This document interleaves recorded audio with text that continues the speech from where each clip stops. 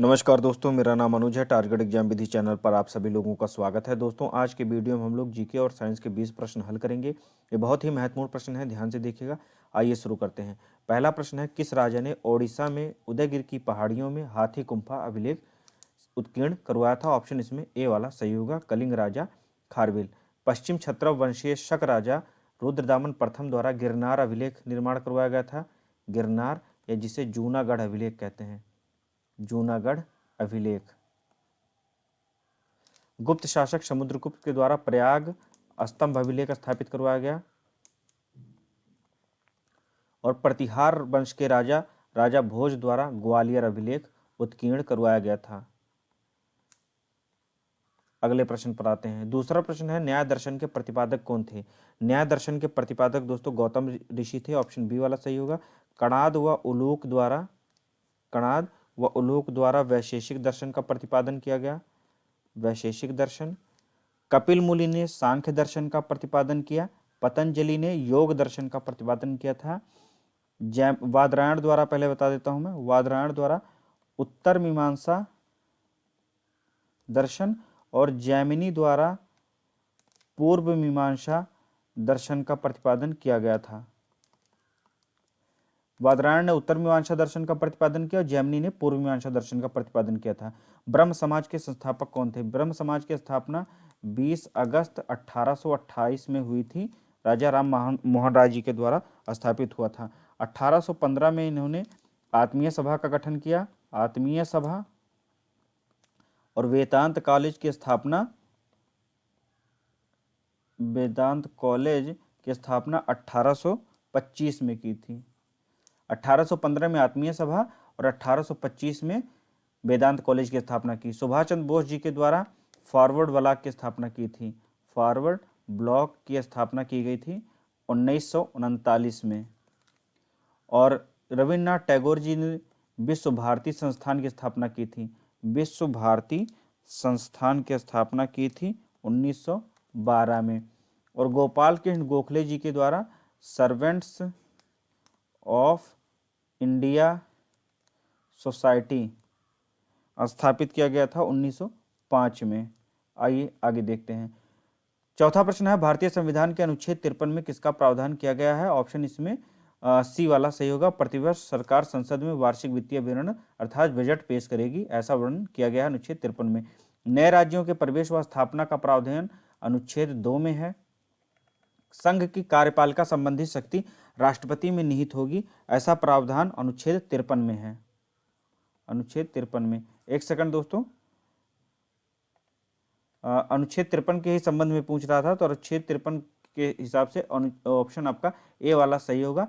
प्रतिवर्ष सरकार संसद में वार्षिक वित्तीय विवरण पेश करेगी, इसका प्रावधान अनुच्छेद 112 में किया गया है। और राष्ट्रपति को संसद के अवकाश के दौरान अध्यादेश लाने की शक्ति का प्रावधान अनुच्छेद 123 में किया गया है। इसको मैं फिर से समझा देता हूं।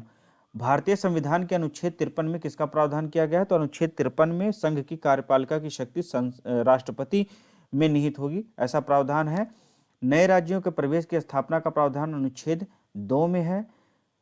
प्रतिवर्ष सरकार संसद में वार्षिक वित्तीय विवरण अर्थात बजट पेश करती है, इसका प्रावधान अनुच्छेद 112 के अंतर्गत किया गया है। और राष्ट्रपति को संसद के अवकाश के दौरान अध्यादेश लाने की शक्ति अनुच्छेद 123 से मिलती है। विश्व संग्रहालय दिवस किस दिन मनाया जाता है? 18 मई को मनाया जाता है। 17 अप्रैल को विश्व हीमोफीलिया दिवस मनाते हैं, हीमोफीलिया दिवस, विश्व हीमोफीलिया दिवस 17 अप्रैल को। 15 मार्च को विश्व उपभोक्ता अधिकार दिवस मनाया जाता है, उपभोक्ता अधिकार दिवस मनाते हैं। 31 मई को विश्व तंबाकू रोधी दिवस मनाया जाता है। 18 मई को विश्व संग्रहालय दिवस, 17 अप्रैल को विश्व हीमोफीलिया दिवस, 15 मार्च को विश्व उपभोक्ता अधिकार दिवस, 31 मई को विश्व तंबाकू रोधी दिवस। Who among the following is the author of the Nobel insider? Insider एक ऑटोबायोग्राफिकल नॉवेल है, इसे पीवी नरसिम्हा राव जी के द्वारा लिखा गया था। प्लेटो द्वारा द रिपब्लिक लिखा गया है पुस्तक, द रिपब्लिक, याद रखिएगा। जीन जैक्स रूसो, रूसो की पुस्तक का नाम है the social contract, the social contract Rousseau की पुस्तक का नाम है, और रिचर्ड एटनबरो द्वारा लिखी गई है in search of Gandhi. Next question पर आते हैं। 7वां प्रश्न है, निम्नलिखित में से किन दो नदियों के संगम विष्णु प्रयाग में होता है? विष्णु प्रयाग में धौली गंगा और विष्णु गंगा का संगम होता है, ऑप्शन ए वाला सही होगा। अलकनंदा और पिंडार का संगम कर्ण प्रयाग में होता है। अलकनंदा और पिंडार कर्ण प्रयाग में मिलती हैं। अलकनंदा और मंदाकिनी का संगम होता है रुद्रप्रयाग में। अलकनंदा और भागीरथी का संगम देवप्रयाग में होता है। अलकनंदा और भागीरथी नदी देवप्रयाग में मिलती है। बोमडिला दर्रा किस राज्य में स्थित है? ऑप्शन इसमें ए वाला सही होगा, अरुणाचल प्रदेश। अरुणाचल प्रदेश में इसके अतिरिक्त यांगयाप दर्रा है और दीफू दर्रा है। मणिपुर में दोस्तों तुजू दर्रा है, तुजू दर्रा। और सिक्किम में जयलेपला दर्रा है, जयलेपला दर्रा और नाथुला दर्रा है। हिमाचल प्रदेश में है शिपकीला, शिपकीला, बड़ा लाचा, बड़ा लाचा और रोहतांग दर्रा। नेक्स्ट क्वेश्चन पर आते हैं। एक बार फिर से मैं बता देता हूँ, अरुणाचल प्रदेश में यांगयाप, दीफू और बोमडिला दर्रा है। मणिपुर में तुजू दर्रा है। सिक्किम में जयलेपला, नाथुला दर्रा है। हिमाचल प्रदेश में शिपकीला, बड़ा लाचा और रोहतांग दर्रा है। 9वां प्रश्न है, निम्नलिखित में से किन दो नदियों के मध्य नेपाल हिमालय का विस्तार है? आप लोगों को पता होगा कि हिमालय का प्रादेशिक विभाजन 4 भागों में किया गया है, 4 भागों में, और यह नदियों के बहने के आधार पर हुआ है, जो कि पश्चिम से पूर्व की ओर विभाजित होते हैं। तो मैं बता देता हूँ, नेपाल हिमालय का विभाजन जो है, या नेपाल हिमालय का विस्तार काली और तीस्ता नदी के मध्य का विस्तार है। सिंधु और सतलज जो कि सबसे पश्चिमी क्षेत्र होता है हिमालय का, यह पंजाब हिमालय के नाम से जाना जाता है, पंजाब हिमालय। इसके बाद में सतलज से जो काली के मध्य का विस्तार है, वह कुमायूं हिमालय के नाम से जानते हैं उसे, कुमायूं हिमालय। और इसके आगे काली से तीस्ता के मध्य मैंने बताया नेपाल हिमालय, और तीस्ता से दिहांग के मध्य होता है असम हिमालय, असम हिमालय का विस्तार है। आगे देखते हैं।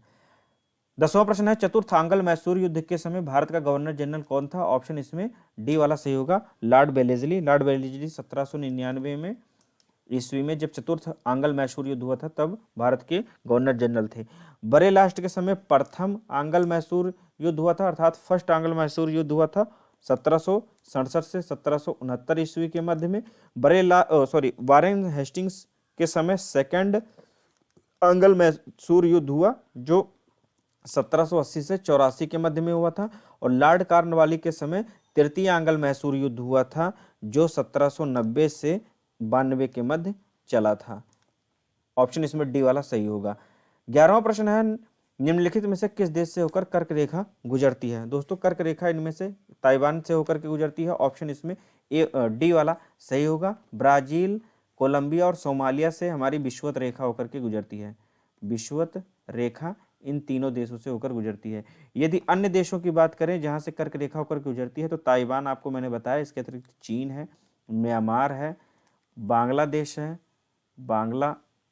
बांग्लादेश, इंडिया है, अरब कंट्रियों की बात करें तो इनमें ओमान है, यूएई है, सऊदी अरब है, सऊदी अरब, और मिस्र है, जिसे इजिप्ट के नाम से जानते हैं। और कौन से देश हैं? लीबिया है, नाइजर, अल्जीरिया,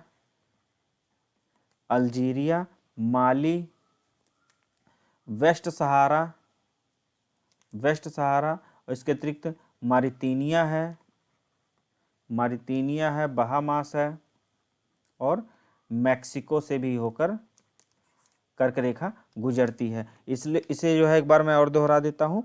कर्क रेखा कहाँ से होकर गुजरती है? ताइवान, चीन, Myanmar, Bangladesh, India, Oman, UAE जिसे संयुक्त अरब अमीरात भी कहते हैं, सऊदी अरब, इजिप्ट, लीबिया, नाइजर, अल्जीरिया, माली, वेस्ट सहारा, मारितानिया, बहामास और मैक्सिको, ये वो देश हैं जहाँ से कर्क रेखा होकर के गुजरती है। यदि भारत के संबंध में पूछता है तो पहले मैं बता देता हूँ, भारत के संबंध में 8 राज्य हैं, इन 8 राज्यों से होकर के गुजरती है। तो छत्तीसगढ़ उसमें आता है, छत्तीसगढ़, झारखंड आता है, वेस्ट बंगाल आता है, त्रिपुरा आता है, मिजोरम आता है, इसके अतिरिक्त गुजरात आता है, गुजरात और राजस्थान आता है। इसको गिन लेते हैं एक बार, 1 2 3 4 5 6 7, एक राज्य बच रहा है, छत्तीसगढ़, झारखंड, वेस्ट बंगाल, मध्य प्रदेश इसमें बच रहा है, MP। ठीक, ये जो है 8 राज्य हो गए जहां से भारतीय राज्य हो गए जहां से कर्क रेखा होकर के गुजरती है। अगला प्रश्न देखते हैं, रेपो रेट से क्या तात्पर्य। रेपो रेट या जो है रेपो दर वह होती है, वह ब्याज दर होती है जिस पर RBI कमर्शियल बैंकों को ऋण प्रदान करता है, ऋण देता है, और वह ब्याज दर जिस पर RBI कमर्शियल बैंकों से ऋण लेता है उसे क्या कहते हैं, उसे रिवर्स रेपो रेट कहते हैं, रिवर्स रेपो रेट कहते हैं। तीसरा ऑप्शन देख लेते हैं, वह नियम जिसके तहत बैंक्स अपनी टोटल डिपॉजिट का एक निश्चित प्रतिशत RBI के पास रखना होता है उसे कहते हैं cash reserve ratio, cash reserve ratio, cash reserve ratio अर्थात CRR वह नियम है जिसके तहत बैंक्स अपनी टोटल डिपॉजिट का निश्चित प्रतिशत RBI के पास रखते हैं। लास्ट वाला ऑप्शन है वह दर जिस पर बैंक या फाइनेंशियल इंस्टीट्यूट या वित्तीय संस्थान अकाउंट होल्डर्स को जो जमा धारक होते हैं, खाता धारक होते हैं, उनकी जमा रकम पर देते हैं उसे क्या कहा जाता है, उसे जमा दर कहते हैं, जमा दर कहते हैं या डिपॉजिट रेट कहते हैं, डिपॉजिट रेट कहते हैं। अगला प्रश्न देखते हैं, 13वां प्रश्न है, केंद्र राज्य संबंध की जांच करने हेतु किस समिति का गठन किया गया था। केंद्र राज्य के संबंध की जांच करने हेतु सरकारी समिति गठित की गई थी। ऑप्शन इसमें C वाला सही होगा। रेखीय समिति का संबंध अप्रत्यक्ष कर से है, अप्रत्यक्ष कर, और राजा चलैया समिति का संबंध कर सुधार से है, कर सुधार, और गोईपोरिया समिति का संबंध बैंक सेवा सुधार से है, बैंक सेवा सुधार। इसको एक बार मैं फिर से बता देता हूँ, रेखी समिति का संबंध अप्रत्यक्ष कर, राजा चलैया समिति का संबंध कर सुधार, सरकारिया समिति का संबंध केरल राज्य संबंध की जांच करने के लिए, गोईपोरिया समिति का संबंध बैंक सेवा सुधार से है। 14वां प्रश्न है, निम्नलिखित में से किस संविधान संशोधन के तहत नागालैंड के संबंध में विशेष प्रावधान अपनाकर राज्य का दर्जा प्रदान किया गया था। तो दोस्तों ऑप्शन इसमें C वाला सही होगा। 13वां संविधान संशोधन 1962 को विशेष प्रावधान अपनाकर के नागालैंड को राज्य का दर्जा प्रदान किया गया। 22वां संविधान संशोधन 1969 असम से अलग होकर के मेघालय राज्य का निर्माण हुआ था।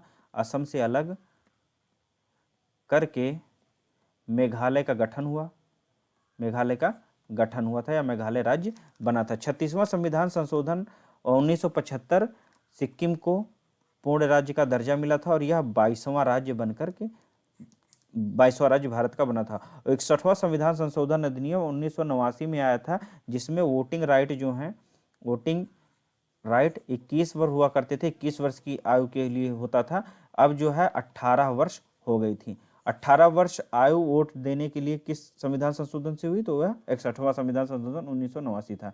15वां प्रश्न है, जल विद्युत उत्पादन के लिए मुख्य रूप से निम्नलिखित में से कौन सा सिद्धांत जिम्मेदार है। ऑप्शन इसमें दोस्तों D वाला सही होगा, गुरुत्वीय स्थितिज ऊर्जा का विद्युत ऊर्जा में परिवर्तन या रूपांतरण, ऑप्शन D वाला सही है। दो चीजें और मैं बता देता हूं, यदि जनरेटर की बात करें, जनरेटर क्या करता है, यांत्रिक ऊर्जा को अर्थात जनरेटर जब चालू होता है उस यांत्रिक ऊर्जा को किसमें, विद्युत ऊर्जा में परिवर्तित करता है। रोशनी आ जाती है, लाइट जलने लगती है, अर्थात विद्युत ऊर्जा में परिवर्तित हो जाता है। वहीं यदि बात करें विद्युत मोटर की, यदि मोटर आपने लगा दिया है घर में और मोटर जब लगाया तो वो यांत्रिक ऊर्जा उसमें जो है विद्युत का इस्तेमाल करेंगे, विद्युत ऊर्जा का, तो वह जो है यांत्रिक ऊर्जा में परिवर्तित होगी अर्थात पानी निकालने लगेगी।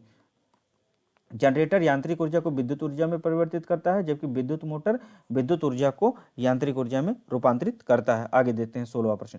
16वां प्रश्न है, सोडियम क्लोराइड का रासायनिक नाम क्या है। सोडियम क्लोराइड का रासायनिक नाम होता है NaCl अर्थात साल्ट होता है। KMnO4 होता है पोटेशियम परमैंगनेट का, यहां लिख देता हूं मैं पोटेशियम परमैंगनेट, पोटेशियम परमैंगनेट ये जो है हिंदी में लाल दवा कहते हैं, लाल दवा। KMnO4 उसका सूत्र होता है। NaCO3 होता है सोडियम बाइकार्बोनेट का, सोडियम बाइकार्बोनेट, या इसे ही हम लोग सोडियम हाइड्रोजन कार्बोनेट कहते हैं, हिंदी में खाने वाला सोडा, खाने का सोडा, ठीक। और N2O होता है नाइट्रस ऑक्साइड, नाइट्रस ऑक्साइड या लाफिंग गैस, लाफिंग गैस कहलाती है। आगे देखते हैं, ऑप्शन इसमें B वाला दोस्तों सही होगा, याद रखिएगा। 17वां प्रश्न है उपकला ऊतक का कौन सा प्रकार एक चपटी कोशिकाओं के पहले स्तर से बनता है जिसके किनारे अनियमित होते हैं? तो ऑप्शन इसमें दोस्तों होगा स्क्वैमस, स्क्वैमस इसमें ऑप्शन सही होगा, डी वाला सही होगा। स्क्वैमस एपिथेलियम का एक ऐसा एपिथेलियम होता है जो अनियमित सीमाओं वाली चपटी कोशिकाओं की एक पतली परत से बना होता है, जिसे हिंदी में शल्की भी कहते हैं, शल्की कहते हैं। 18वां प्रश्न है आनुवांशिक रूप से समान व्यक्तियों के बीच प्रत्यारोपण को क्या कहते हैं? दो आनुवांशिक रूप से समान लोगों जो आनुवांशिक रूप से जुड़वा बच्चों के बीच में एक ऊतक या अंग प्रत्यारोपण करते हैं उसे हम लोग आइसोग्राफ्ट कहते हैं। ऑप्शन इसमें डी वाला बी वाला सही होगा, यहाँ डी लिख उठा है, बी वाला ऑप्शन बी सही है, आइसोग्राफ्ट। 19वां प्रश्न है मानव त्वचा, बाल और आंखों को रंग देने वाले रंजक या पिगमेंट को क्या कहा जाता है? तो यह मेलानिन कहलाता है। ऑप्शन इसमें ए वाला सही होगा। मेलानिन एक नेचुरल पिगमेंट होता है जो अधिकतर जीवों में पाया जाता है। जानवरों में मेलानिन टायरोसिन नामक एमिनो एसिड से बनता है। ये सूर्य से हमारे सूर्य की जो परावैंगनिक किरणें होती हैं, हानिकारक किरणें होती हैं, उनसे जो है त्वचा की हमारी रक्षा करता है। 20वां प्रश्न देखते हैं। 20वां प्रश्न है India from midnight to the millennium book के लेखक कौन है? ऑप्शन इसमें दोस्तों डी वाला सही होगा, Shashi Tharoor. Crime and punishment Fyodor Dostoevsky की पुस्तक का नाम है crime and punishment, crime and punishment Fyodor Dostoevsky की पुस्तक का नाम है। बराक ओबामा की पुस्तक का नाम है dreams from my father, dreams from my father. और डॉक्टर मनमोहन सिंह जी की पुस्तक का नाम है चेंजिंग इंडिया। तो दोस्तों आज के वीडियो के ये थे 20 प्रश्न। मुझे आशा है कि आपके एग्जाम में आपकी मदद करेंगे। मिलते रहेंगे, इसी तरह के मैं वीडियोज़ लेकर के आता रहूँगा। मिलते हैं अगले वीडियो में, तब तक के लिए नमस्कार।